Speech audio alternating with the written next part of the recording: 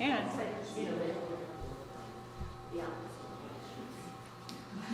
Good evening, everybody, and thank you for coming to the next event in the series When Robots Ruled the World. That, oh, sorry, so you can hear us better. So we started this with a creative performance, Dare to be Human. Then we had a screening of AI, artificial intelligence, Spielberg film from 2001. And today, Cary Elza will talk to us about why robots rule the cinema. And I'm very happy that Cary is part of this project. She's an Associate Professor of Media Studies at the University of Wisconsin-Stevens Point. And she teaches courses on film and media analysis, screenwriting, history, and genre. She received her PhD from Northwestern University, where her research focused on early cinematic adaptations of Alice in Wonderland in the context of technological and social change. Her publications include articles and chapters on children's and teen media, horror and science fiction, new media and fandom, and early film and animation. So, if you want to know more about X-Files, Pokemon, Veronica Mars and the Female Detective, Michael Moore and new media. That's true. I did write an article. Oh, I was so happy. Back in the day. Yes, and superhero mythology, as well as Twilight. I did write a thing on Twilight. Right. So, and recent vampire series, please read Cary's published works. So I'm very happy to welcome Cary and thank you for contributing to our event. Thank you, Vera. And thank you so much, everyone, for coming. This feels a little awkward, do I sit, do I stand? And I might do both. So bear with me as I am incredibly awkward while I'm giving this talk. Okay, so welcome to the third event in our 2022-2023 Community Engagement Series, When Robots Rule the World. I think I'm going pretty early on in our series because I teach film, and if you're looking for one of the most dazzling and visible places where robots and their relationship to humanity have captured the imagination, it's in film. And I only have 45 minutes, so you're probably gonna get mad at me because how could I cover all of the robots in 45 minutes? I'm probably gonna leave some things out, maybe things that you love. We can talk about it later, we can talk about it in the Q&A. But here's what I'm going to do in order to focus this very large topic a little bit. I'm gonna offer a presentation in 3 parts. And while we'll start with the history of the depiction of artificial life, I'm going to kind of jump around chronologically a little bit to tease out how cinema has treated robots and AI in terms of 3 main umbrella themes. 1, the hubris of playing God. It's an issue, and cinema has addressed it. The second thing that we're going to start to tease out is about identity and self-awareness, or even free will versus programming. So this is a kind of duality, are robots people with agency, or are they just programmed to do and to feel? This is a major theme that, that film has addressed. And then the third thing is a little bit more related to some of the other talks that are going to happen in this series. So the third thing that I'm going to talk about is about the ethics of care. So both robots for humans, but also humans for robots. And that last part, I think, is going to be really important. And especially since we watched AI, artificial intelligence, the other day, this has really been at the forefront of my mind. So unfortunately, y'all are going to listen to it. Okay. So these themes are related to 2 strands of the depiction of artificial life in Greek literature and myth, actually. So as Homer discusses in the Iliad, in some stories, Hephaestus, the god of fire and technology, has created machines that work for humans, that mindlessly do the labor that we don't want to do. But in other stories, the depiction of artificial life includes this kind of divine spark that makes those beings truly animate and aware despite their subservience. And more about that later, because I think that this concept of a spark is really important. Now, as you can imagine, both cases are fraught with danger. And popular film has imagined basically a bazillion ways in which technology might lead to the end of the world. So I ask you now, how might technology, artificial intelligence, robots, technology more broadly, lead to the end of the world? Let me hear some ideas. What are you worried about? How do you define the end of the world? That's a tough question. When I teach the apocalypse class, we do talk about this. The end of the world could be widespread catastrophe. It could be a literal wiping out of all the humans on the planet. Maybe some bands of survivors are left, but somehow our way of life has been fundamentally altered, and there seems to be no path back to the thing that used to be, so the life we used to live. How could technology destroy us? Yeah. Let's say if they're put into fast food work after about 40 or 50 customers, they probably go crazy and start shooting. Okay, all right. So a malfunctioning. Well, I wouldn't consider that malfunction. I would consider that honesty. Okay, all right, fair enough. So a failure of programming, perhaps? And it's funny because Leslie just sent me an article about robots that are now being designed to make fries. So like literally that is a thing. Other ways in which technology could lead to the end of the world or lead to widespread destruction, catastrophe, or the loss of humanity. Any other ideas? Yeah, Florence. I think we could become over-dependent on technology, and then in two different situations, you could have a Wall-E situation where we fully just can't live without a robot manning our lives, which in fact move anymore, so I can't move around chair.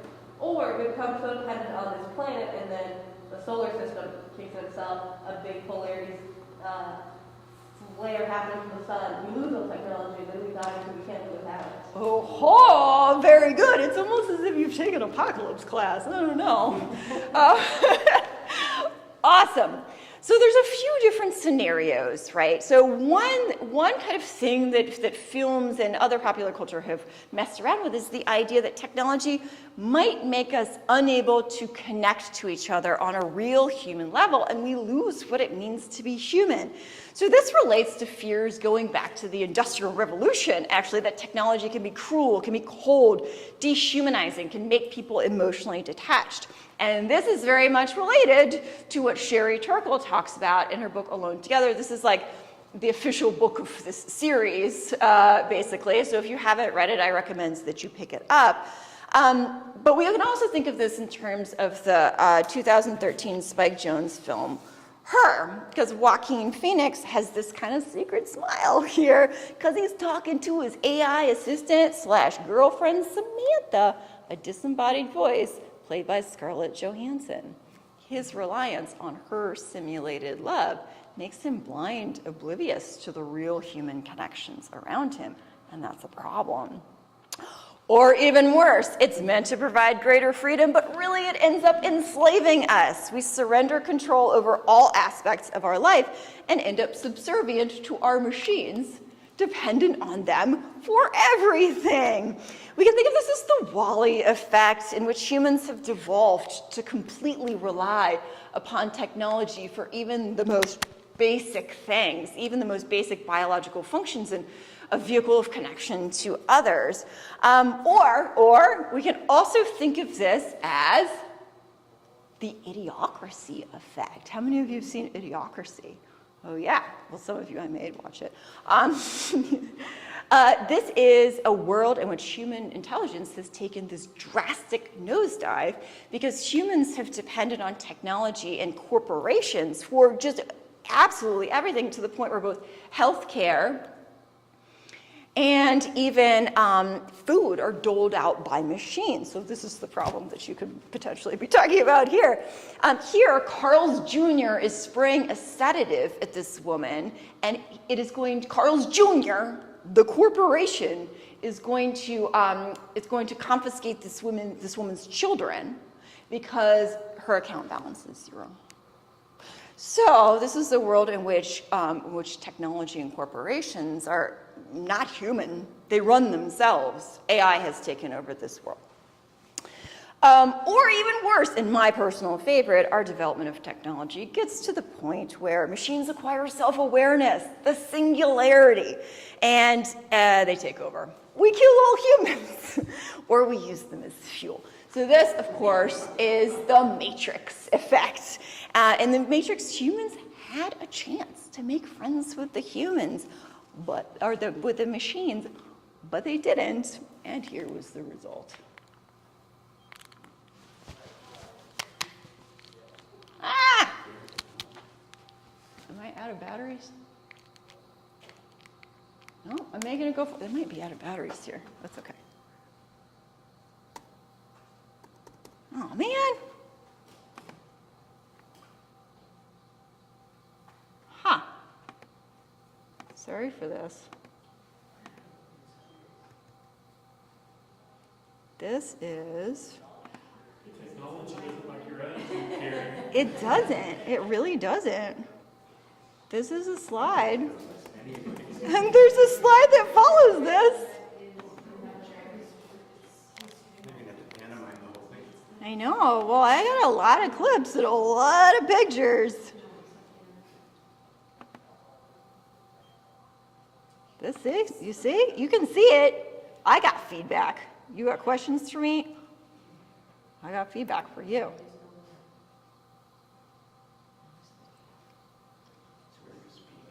I know. Do you like how, yeah, I mean, in this image, and I'm just going to let this buffer for a second, I guess. In this image, you can see how the robots have adapted the dress of humans in order to, and the apple is important. By the way, this is from the Animatrix. The Animatrix was a series of short films that was released by, in between the other two movies, and or the first and the second movie. And in order to really understand the second Matrix, it really helped to have watched this. But one of the flaws with the second movie is that a lot of people didn't watch the.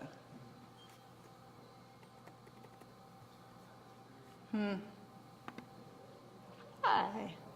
You came here in time to see my PowerPoint presentation completely breaking down. Wow. I had experienced it before. Sorry. It's going to ruin my sense of surprise in order to do this, but I might do it anyway.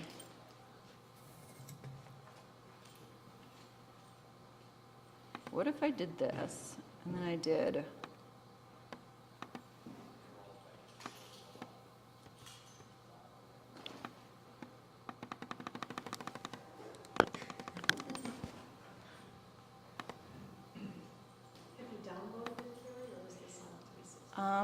They don't have PowerPoint on this computer, so I'm running it off the web.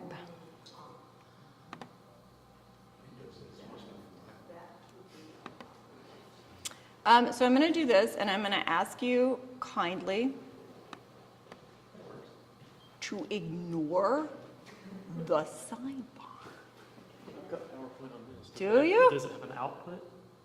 We could just change the, we could pull it up on this. That would be awesome. It has this here. Is this the output to I the? think so. I bet it- don't have an HDMI on it though. You know what? This is fine. We'll just Sorry, make it I'll work. try it. I appreciate it.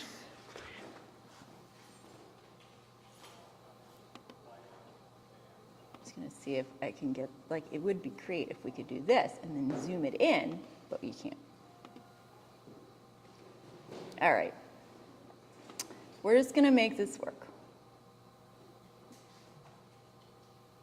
With the understanding that Mercury is probably in retrograde. Okay, ignore everything on this side.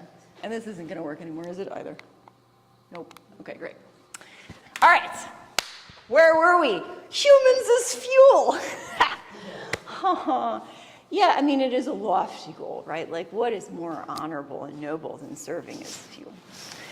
All right, so the point here is that all of these ideas that I'll talk about for the rest of my time here are linked.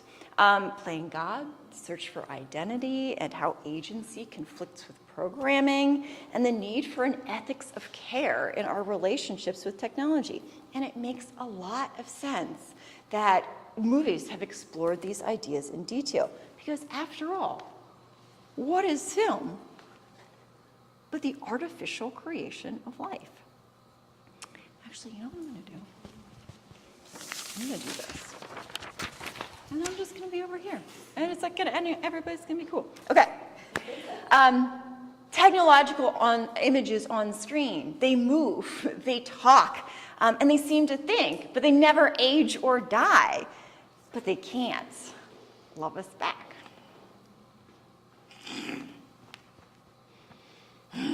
All right, but I digress. Let's dig a bit deeper into hubris. The idea that our creations might rise up and kill us is a very old idea. What's at stake here is mankind's, and I do mean man, drive to create life outside of human reproduction. Now, we've had a few movies about this over the years in a variety of contexts. Dear Gollum, that one, this one. There's other images I could use for this, but this is such a good image. And when you're playing God, it usually leads to a much-deserved downfall. So Mary Wollstonecraft Shelley's Frankenstein comes out in 1818, and notable in that narrative is not just that Dr. Frankenstein created a monster that became his undoing, but really it's the doctor's failure to care for his new creation that leads to disaster. But even that is based on an older idea. Prometheus, one of the Greek titans, half man, half god, stole fire from Mount Olympus and was punished. This punishment also involved having Hephaestus make Pandora out of earth. And then, as you know, she's got a jar or a box, depending on who you're talking to, and all the bad stuff comes out of there. Literally, she's created and she's programmed to punish Prometheus and humankind for daring to play God. And she is programmed. There's no not opening the box for Pandora. Also, we could talk about Pygmalion and Galatea. You know, Pygmalion is the sculptor who falls in love with his sculpture. He prays to Aphrodite for her to come to life. She does. And actually, there's a happy ever after in this situation. In this case, Pygmalion is rewarded by the gods for his devotion instead of punished. And like Pinocchio, years later, the artificial is made real. But usually, when mankind takes it upon himself to create the semblance of life without biological reproduction, all sorts of hijinks can ensue. Now, our first official killer robot on our journey today comes from Fritz Lang's Metropolis from 1926. Now, when Metropolis came out, the word robot had only just been invented in Karel Čapek's 1921 play R.U.R., also known as Rossum's Universal Robots. Now, it is about literally artificial beings that are manufactured as workers, and robota means forced labor in Czech. In this play, the robots rise up and they take over the world. So it's all there in 1921. So fresh from a Eastern European perspective on the creation of artificial life for the purpose of mindless labor, here comes Fritz Lang and partner Thea Harbo in 1926, looking around them and giving voice to concerns about labor and class stratification. In fact, this is what their world looks like.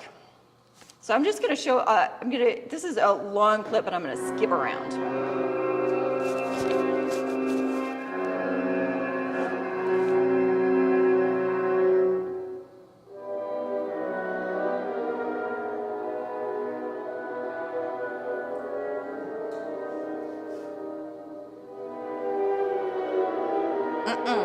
That is not what we want. It's not good. No one's happy. Or are there people happy in this world? There are. So this is a really classic sequence, and I'm going to skip ahead a little bit and show you the workers' city.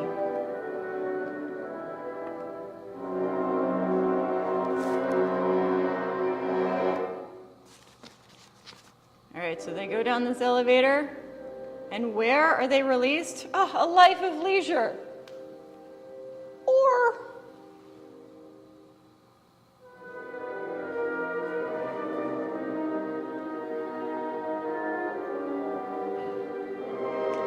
that they live underground. They're denied even the sun. While at the same time, the people on the upper echelons of society get to enjoy an entirely different lifestyle.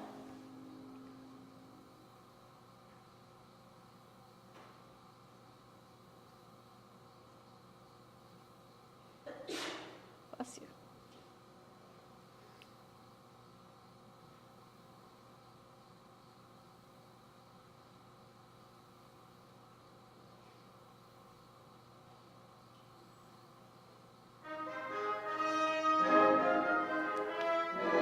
I mean, if we're doing a visual analysis here, you can really tell the difference very quickly. Dark, light, claustrophobic, open and free. So this lifestyle comes at the expense of the exploitation of the workers, is one of the basic first points of Metropolis. And where do the workers actually work? Here's where they actually work.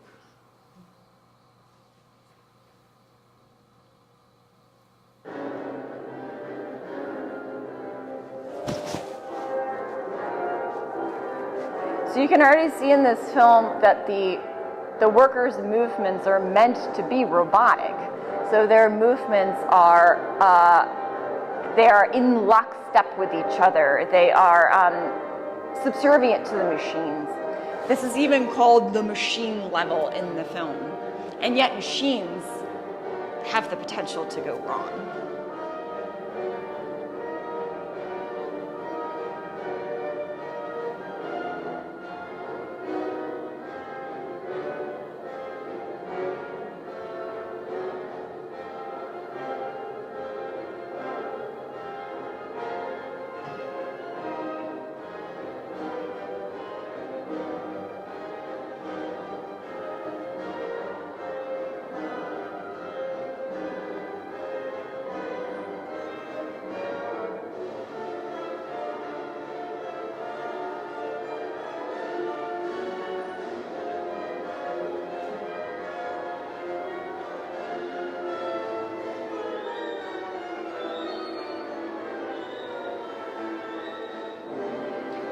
So it's not just that the workers are entirely expendable. It's as if the technology of the machine level is a demon. And the workers are being sacrificed to that demon.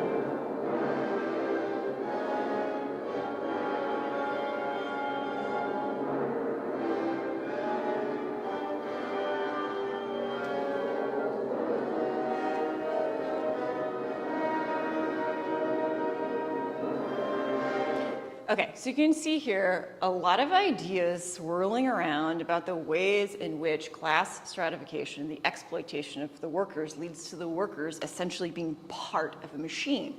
And that's bad, right? They lose their individuality, they lose their humanity. And yet there is a ray of hope for these workers in Metropolis.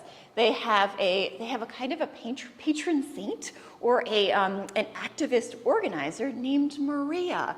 And they go to her every night and she gives them hope.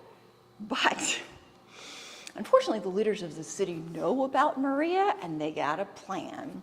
So this isn't the robot that I'm talking about or that we're talking about when we talk about Metropolis as the first real robot. This one is. So during this sequence, Maria has been captured.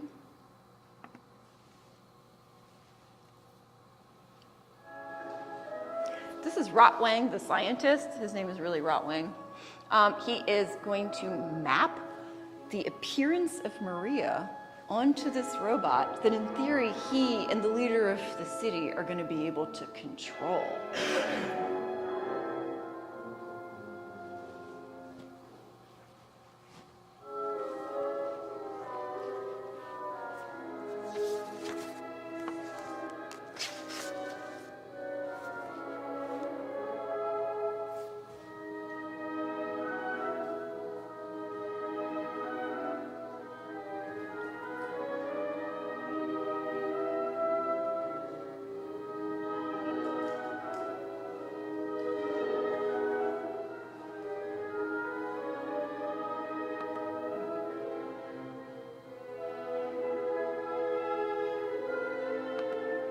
going to move this along.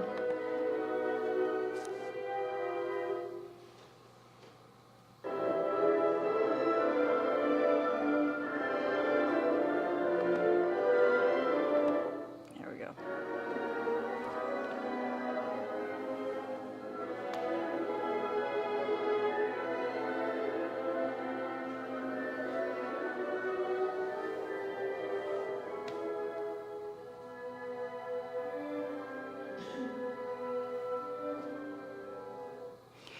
Okay, so to make an incredibly long and complicated story short, in Metropolis, they create this female robot in the image of Maria in order to control the workers.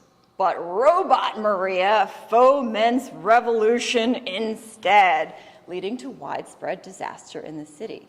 But Robot Maria does not seem to have self-awareness or a sense of her own identity exactly. Her drive for destruction is a result of her creator's desire to ruin the leader of the city, and she eventually becomes uncontrollable, just as the machine level became uncontrollable early in the movie. None of the machines are controllable. What humans have created becomes their undoing. Now, in the 1950s, however, we have an exploration of robotic life that includes a deeper dive into what it means to be programmed with rules, something that probably would have helped with Robot Maria, and increasing concerns that sophisticated artificial intelligence might eventually become self-aware. So that brings us to part 2, identity and programming. We might also say free will versus programming. So for a bit of context, in 1950, Alan Turing famously designed the Turing test, which tests whether a person can figure out whether they're talking to a computer or not. He thought that it might be possible to fool a human into thinking they were talking to a human when they were really talking to a computer, so we consider him the father of AI. And in 1965, we also get Gordon Moore and Moore's Law. He said the computer power would keep doubling every year. Some people thought he was crazy, but that proved to be too conservative. So by the mid-20th century, in the context of greater widespread knowledge of computing, we're starting to play with the idea of programming. Robots can be created as tools and as servants, but what's key to their continued servitude is their adherence to sets of rules. So that's where we get to Isaac Asimov's short story collection, I, Robot, which introduced audiences to the concept of the 3 laws of robotics. 1, a robot may not injure a human being or through inaction allow a human being to come to harm. 2, a robot must obey the orders given to it by human beings except where such orders would conflict with the first law. And 3rd, a robot must protect its own existence as long as such protection does not conflict with the first or second law. And what's important here is that these rules can be interpreted logically in a variety of ways.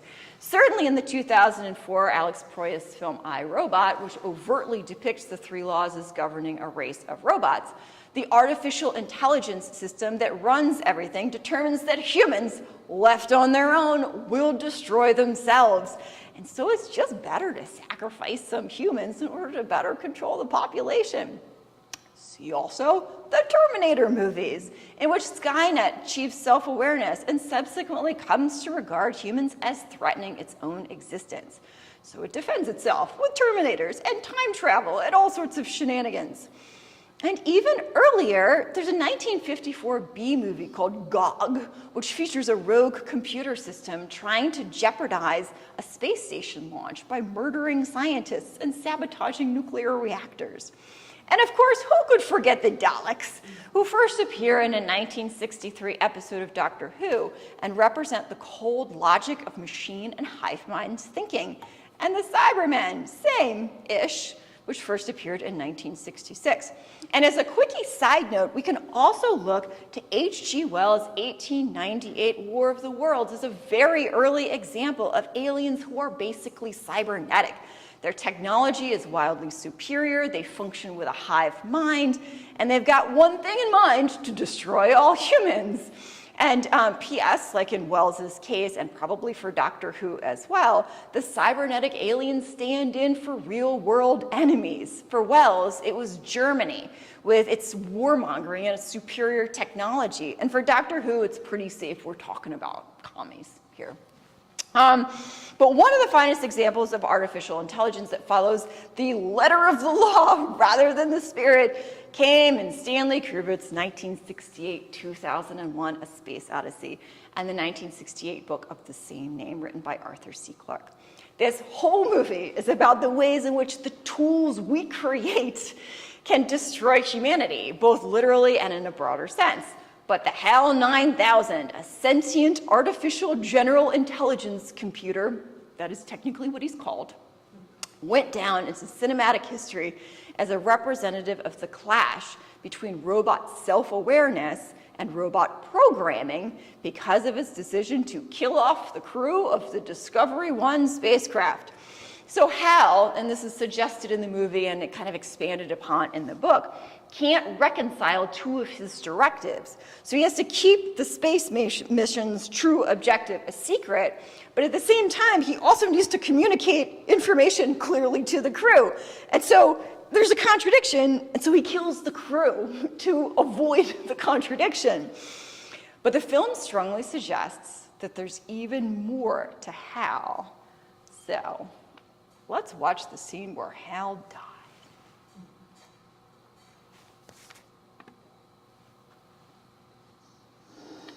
I know I've made some very poor decisions recently,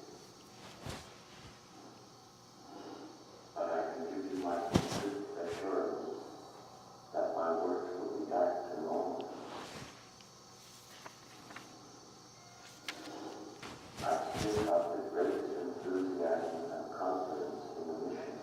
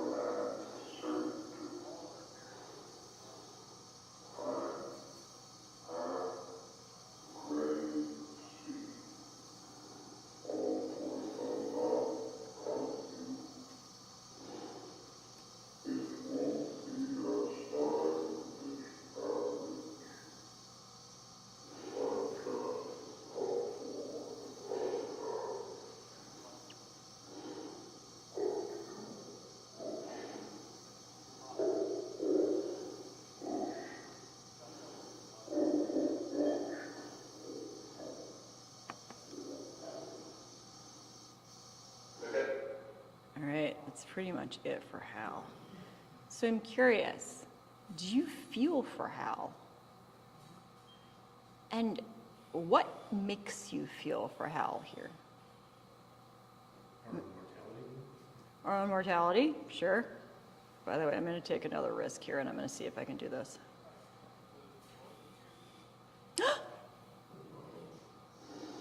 I know I've made some very foolish. Yes, okay.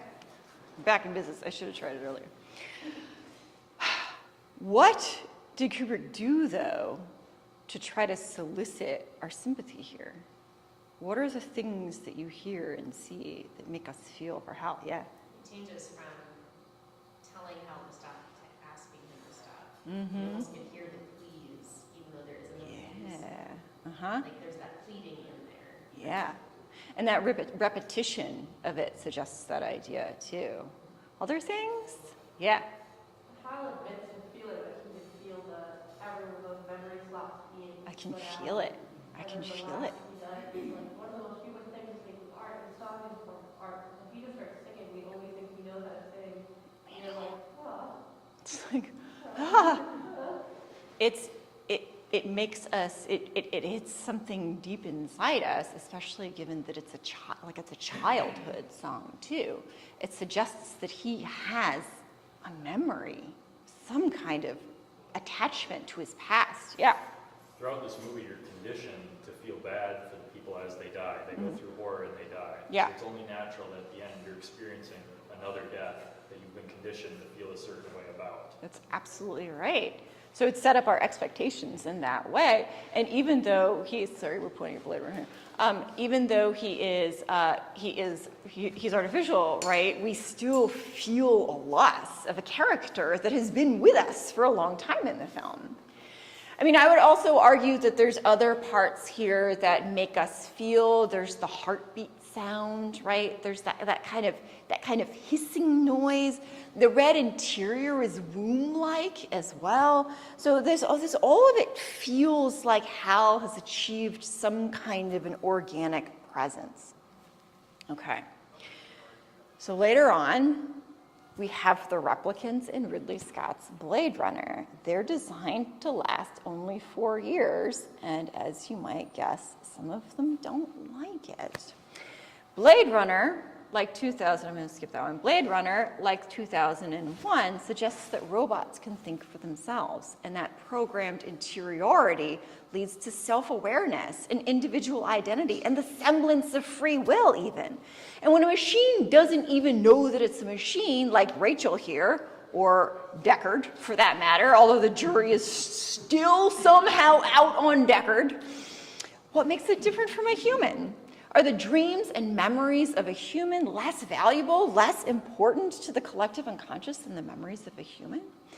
So the murderous Roy, the replicant on the lam chased by Harrison Ford's Blade Runner Deckard, challenges what constitutes humanity in his final speech.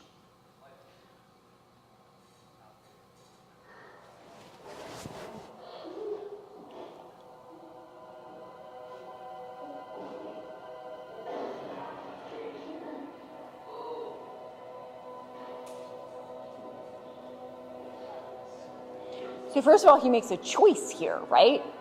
Like, he could let Harrison Ford die here, but he doesn't. He saves him instead.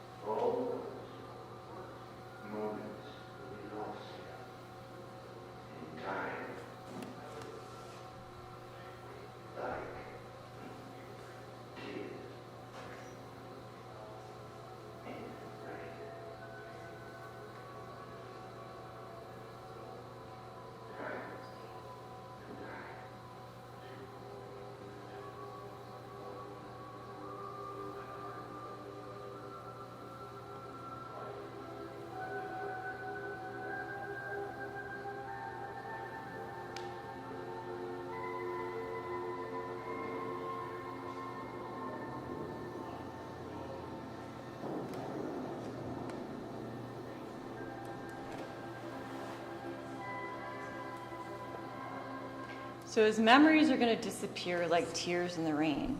And at the moment of his death, that flying bird alludes to the departure of a soul. Did Roy deserve to die? So this brings me to the last section here. The ethics of care. Robots for humans and humans for robots. So the Tyrell Corporation creates these incredibly intelligent robots with these memories and dreams, but they only live 4 years because of their programming. The film strongly suggests that despite technological limitations, this still amounts to cruelty. Ditto the robot Ava in Alex Garland's 2014 film Ex Machina, who wants to escape the luxury compound of the tech CEO who created her because he's threatening to upgrade her and erase her personality. Oh, and well, also she's a captive who has achieved self-awareness, so that definitely factors in. Even more cruelly, in the 2001 Spielberg film AI Artificial Intelligence, which started as a short story that was optioned by Stanley Kubrick, Kubrick spent many years working on developing it. An inventor has created a child robot that can be programmed to love. So this is a world in which robots, or mechas, are part of every aspect of human experience. They are nannies, they're prostitutes, they're workers, and yet are hunted for sport and discarded once they're broken or obsolete. This is like, I didn't remember this scene, and watching it again, this is a horrific scene of destruction of life. And ironically, it's called a celebration of life. The Flesh Fair is this venue in which people watch the destruction of robots for sport. So this film lands strongly on the side of the robots. David, who was created in the image of his inventor's deceased son, imprints upon his mother, Monica, who abandons him in the woods once her real son recovers from his disease. Now, by the way, this is very similar to Tezuka Osamu's 1960s manga and anime Astro Boy, in which an inventor creates a new robot son after his real son dies. But in AI, David spends the rest of the movie trying to find the blue fairy from Pinocchio in order to become human, to get back to his mother, who will finally love him when he's a real boy. Now, it's important to note that the magic spark of the blue fairy is like the blessing from Aphrodite that makes Galatea real, or like this spark of love right here that turns Wally, who had been reset to his original programming, back into the Wally that we've fallen in love with. This is love from one robot to another, and it's kind of magic. So this is a combination of magic and technology, which is the dream of the creation of artificial life, right? Some kind of like blessing or a quality of soul that is beyond human comprehension. But the core issue of AI is the profound lack of humanity in the way that humans treat their electronic companions. And the tragedy of the film is David's endless longing, and since he was mass-produced, this blows my mind, the longing of all of the other Davids who imprinted upon mothers who can never truly love them back. It's rough. Okay, so lest you think, though, that it is never a good idea to create artificial intelligence in movies, I will leave you with a couple of examples where despite the act of playing God, despite robots' agency and even self-awareness, a culture of mutual care and respect can lead to a positive outcome. So when we think of cinematic depictions of robots and humans coexisting successfully, I think of first and foremost the end of WALL-E, in which it takes a robot to save the humans from another robot. And then WALL-E and Eve, the other robots, help humanity reestablish itself on Earth during like one of the finest credit sequences ever created. I mean, this is just a beautiful credit sequence. But in this credit sequence, we have a melding of art, of the tradition of art history. Like, so there's artistic traditions that insert robots into the whole history of humans, suggesting that now we have a firmer base. Now we have a smarter way and a more ethical and caring way for technology and humanity to coexist. I also think of Robbie the robot, I also think of Robbie the robot from Forbidden Planet, which was one of the first robots in a movie to be treated as a supporting character with a distinct personality. I also think of droids, because how could you not, right? Like, sometimes when I think of robots in film, like, it takes me a long time to remember, oh yeah, Star Wars has like a bunch of robots. So droids are important, right? Because C-3PO was created by Anakin Skywalker in order to help his mom. So C-3PO was created in the spirit of love, like with ragtag materials. And he and R2-D2 maintained their loyalty to the Skywalkers and the Jedi Order for like a lot of movies and a lot of TV series. But of course, droids are servants that lack free will. And there was actually, I just found this out, a droid uprising in Star Wars canon. It happened on Coruscant. Like, I had never heard of this, but it's not in the movies. There's also this guy, of course, who gives R2-D2 a run for his money with regards to cuteness and sassiness. Like, and it's just kind of a blatant toy cash grab, but whatever, okay. I also, and some of you might not know about this, but I think of the MCU and I think of Vision, who is a combo of a killer robot, Ultron, and Tony Stark's personal AI assistant, Jarvis. And he eventually makes his own choice to become an Avenger and to fall in love with Wanda Maximoff. But that does not end well, spoiler. And I'm sure you can think of other examples of films and series that suggest that if we just do it right this time, machine and human life have the potential to happily coexist. So in short, the movies teach us that if we create life, we have the responsibility to care for it, just as it cares for us. Remember, we had that shot in the Matrix to make peace with the machines, and humans were idiots about it, and now they're food. So, all right, I will leave you with that. And I will take questions and comments and any kind of thoughts on robots in film. Was Millennium Man a little too high in the sky for you? Well, you couldn't do everything. You couldn't do everything. That was just a very positive, unusual entry into the whole genre. Yeah, so that's the Robin Williams one where he integrates himself into a family, right? Yeah. Multi-generational family. Yeah. And then becomes human. So tell me, because I haven't seen that movie in forever. Tell me whether is there some kind of magical spark that suggests some kind of supernatural or religious kind of intervention? Not exactly, but when he sees the daughter at first, he thinks, "Oh my gosh, he's thinking of the mother. It's Emily or whatever her name was." And that really hit a note. There's this connection there. He remembers, and he kind of loved her, and then he fell in love with the daughter as well. So in a lot of these kind of situations, and it's definitely true with Wally and Eve here too, it is love is a magic of some kind. And we see that in AI, right? So he is, poor David, like, I like lost sleep over this the last time I watched this. Poor David is programmed to love, but it doesn't mean that the love isn't real in terms of his experience of it. It's a devastating movie. But the realness comes from love, right? Can we think of other movies in which, like, the robots aren't bad and the robot-human connection actually works? Well, You got one? yes, Terminator 2, right? This is where That's great. self-awareness actually serves the robot to save humanity, to come back and say, well, it takes a robot, again, as you were saying, to save humanity, to understand that our life is worth preserving. But I would argue that in Wall-E, as well as in Bicentennial Man, it's this spark of care from the human to the robot that actually makes the robot love the human. Because the little girl, she's the only one who plays with the robot. If you remember that little horsey, and he keeps reproducing that horse, that wooden horse that he makes for her.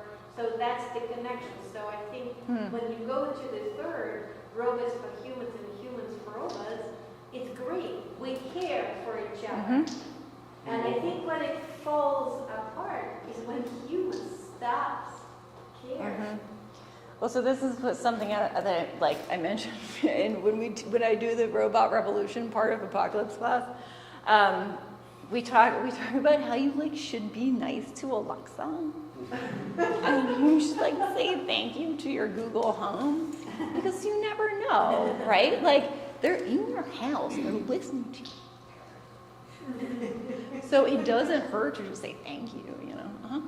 I think an interesting question a lot of these movies force you to ask yourself is life this magic thing that can exist through magic, or is it something that can be programmed? And that's something that's really interesting, because if you think about our lives, some could make the argument that we are programmed. That throughout life you are programmed to feel the things you feel. Now, is that true or not? I don't know. I'm not a psychologist. It's true. But it's an interesting question. So then you need to confront that then. It's just because these robots are programmed in a different way that we're programmed, does that make it not life? Love it. Because you can absolutely make the argument that we are programmed devices. And you can say that we're programmed by our parents to have certain reactions to things, to live life in a certain way, to think certain things are good and certain things are bad. And yeah, that's programming. So just like, who's doing the program? That's a great point. Yeah. But that also makes me think of the book, and I think the next movie, Never Let Me Go.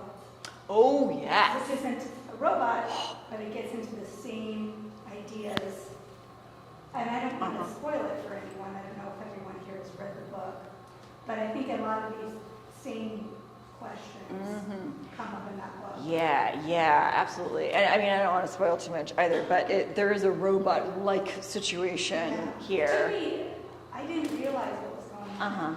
But it raises those same questions, like if somebody is created artificially, do they have the right to demand free will and to be able to live their lives in their own way? Like, are they real? Do they have the ability to love and to care for others? That's even RoboCop too, actually. Yes, it is.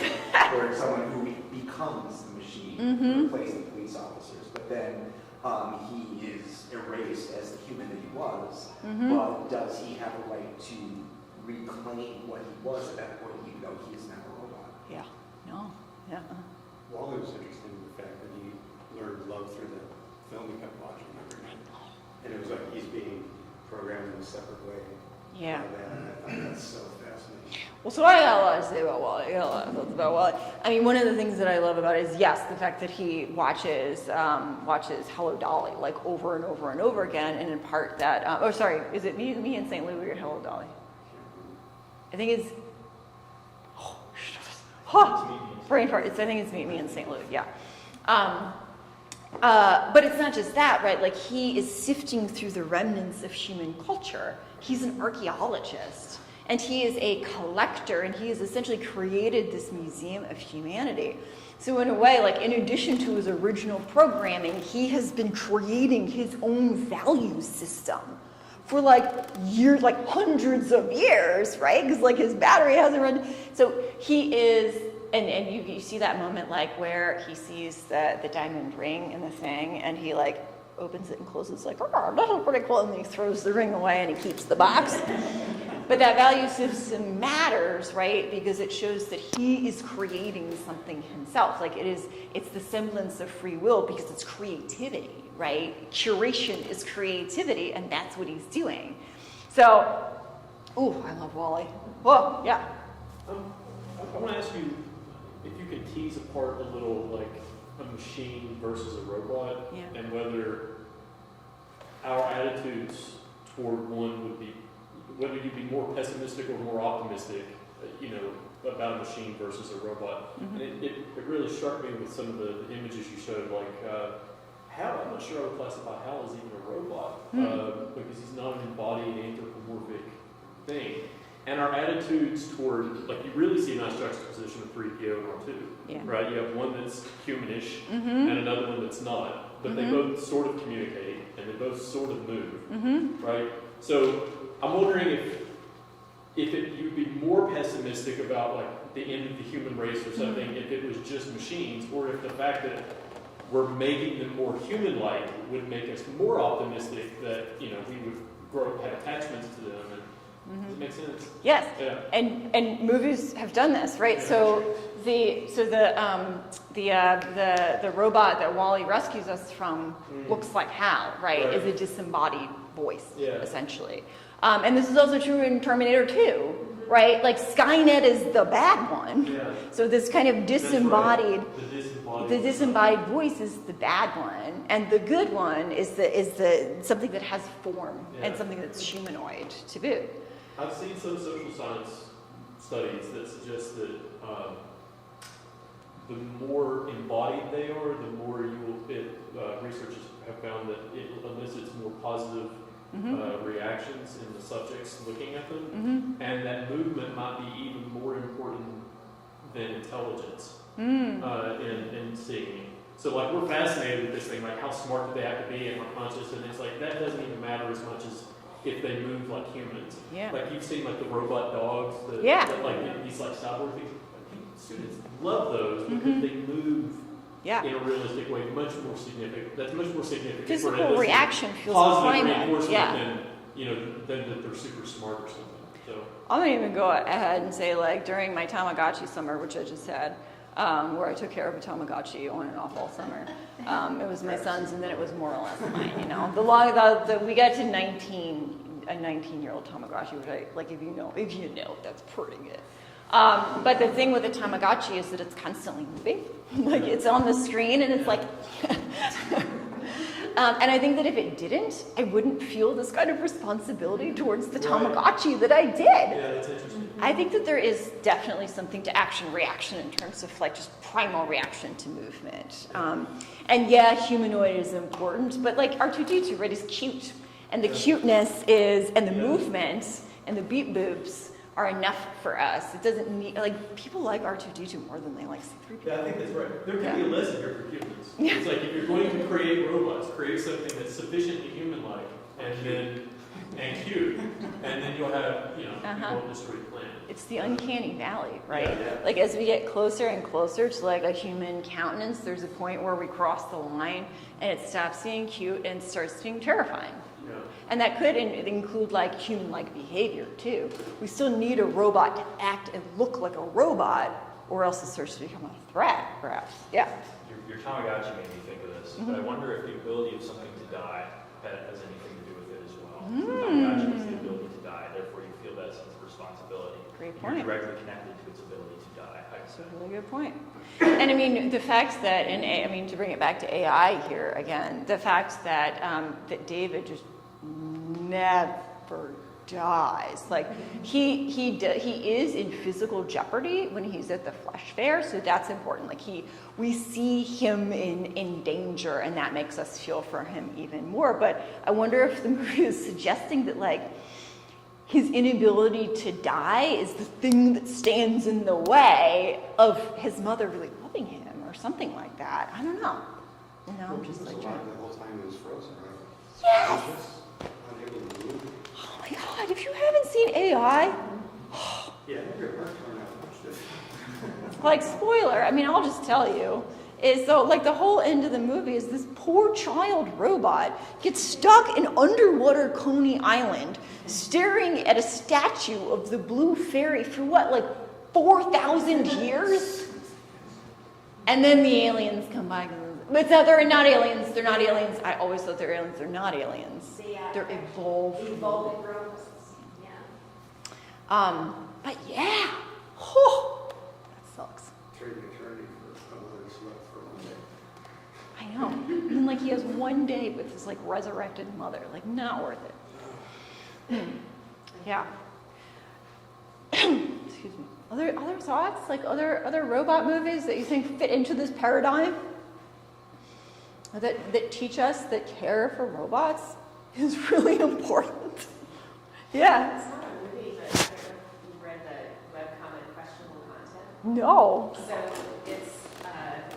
it's almost utopian in that it shows how AIs and humans live together, or robots and humans live together, and they touch a little bit on AI politics, and touch a little bit on sort of the fringe, wild and wacky things. But I mean, it's also a 4-panel joke comic at the same time. So, but it's this really interesting reality where humans and there's even relationships, like romantic relationships between a main character and a main character that's a robot, and it's just kind of a fascinating exploration of the meta themes in the middle of a joke comic. But That's cool. I'm gonna check that out. Also, I will say that in subsequent talks in this series, there's going to be way more delving into the potential for relationships between humans and robots. I didn't even touch that. Like capital R relationships, and that is not something that we have seen a lot of in film so far. But Her is certainly a great example of the way in which love for an AI can, which is the kind of disembodied voice that maybe works against this kind of pattern that we're trying to set up here. She's a really realistic voice too. She right? is. It's not like Siri. It's not like Yeah. falling in love with Siri. It's so the more realistic voice might Yeah. be enough to elicit those positive feelings. Yeah. That makes sense to me. Possible. Actually, the pitch for the film was, let's imagine someone falling in love with Siri. So for them, it was not the question of how great the voice would be. Yeah. It's just somebody will take care of you. Somebody will read your emails and sort them. Oh my God. When that happens in the movie, I have been through your 50,000 emails and I have deleted 45,000. And I'm like, I would sacrifice some of my humanity for that. That sounds great. Just don't even tell me. That's maybe the best part of that movie. Yeah. All right, so if we want to avoid the robot revolution, we just have to be nice to robots. That's the whole thesis, I guess. Any other thoughts or questions? Thank you so much for coming. Really I'm so sorry for my technology problems. That was really annoying. I'm really sorry. You're not annoying. Just your behavior was annoying. I know. No, it's like